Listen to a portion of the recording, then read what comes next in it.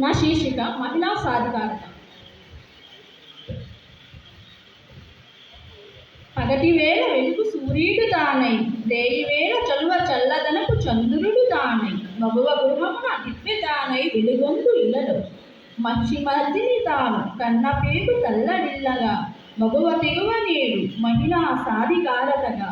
హద్దులంటూ ఎరుగని అమ్మ ప్రేమ తనదిగా, అంతరిక్షమందైనా అవనియంతైనా, పుట్టుక నుండి పుటక దాకా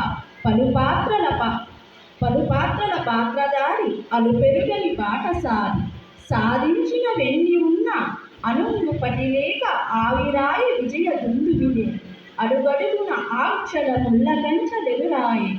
మగువ సాధికారతకు అంతరిక్ష యుగంలో కూడా ఆటంకాల తరువువోయ తను పంచుతుంది తాను తని హృదిగాథ ఎరుగరాయ ఎవరు. ఆలంబన కరువాయ ఆడబతుకు అంతులేని విషాదమే నింపుకొని, మగ మృగాల పంజాలో చిక్కుకునే వేడికూనలెందరో నేటికి సమాజాన.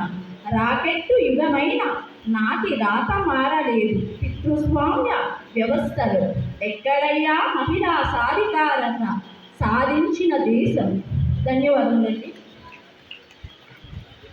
శిరీష గారికి ధన్యవాదాలు. ఇప్పటికే 2వ రౌండ్ విజయవంతంగా ముగించుకున్నాము.